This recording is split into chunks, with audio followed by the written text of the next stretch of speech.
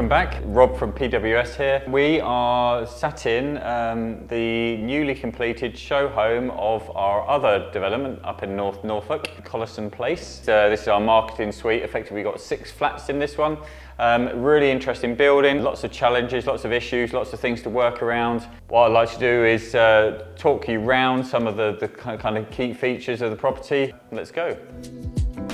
So welcome to the show flat of this one. This is the dress property to really let people envisage what it'd be like living in here. Earlier on we identified the market that we wanted to appeal, and it was all about quality finishings and just providing a little bit more value. So I hope you noticed throughout the tour how we've just added a little bit more detail. I'll highlight some of those points. We've chosen LVT as our flooring in here, because it's a real quality feel above vinyl, but obviously it's quite cost effective as well. Easy to clean. Most of the bedrooms in this whole block have an ensuite, or they have a bathroom, just purely because that opens the market, you know, to the kind of young family market. You actually notice when you go upstairs to its kind of twin, that just the extra 6 inches that the roof height we have on the flat above, it makes the communal area feel a lot loftier, a lot more spacious.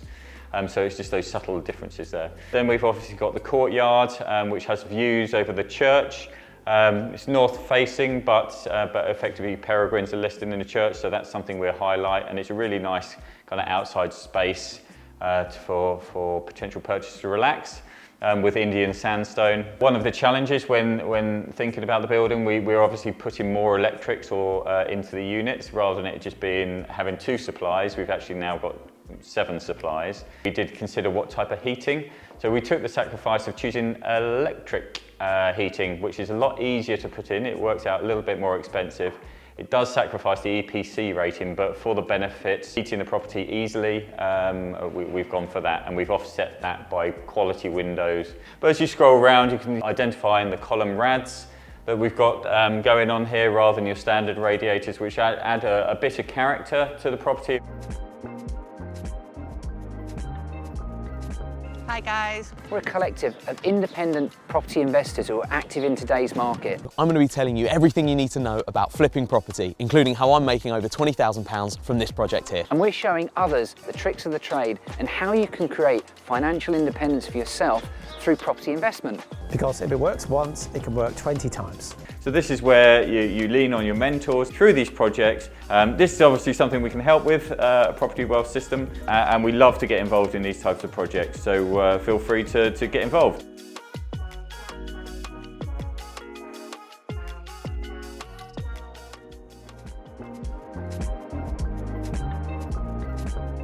We show a real passion for trying to capture the building's history, because we're very blessed renovating these types of properties in order to bring back its history and bring back the town's feel, rather than knock them down and put in new builds.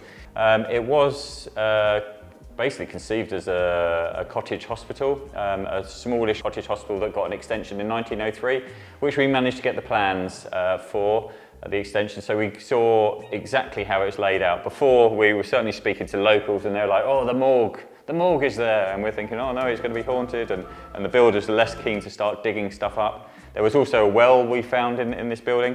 Turns out, because we had the plans, we actually got to see exactly where the layout was planned and where the morgue especially would have been. As you go up in our flat number 5, you can really see the history of the building by the illuminated lift wheel. And this lift wheel used to bring the medical beds upstairs, and then it would go through to surgery. And there you can really see the kind of 14-foot high ceilings.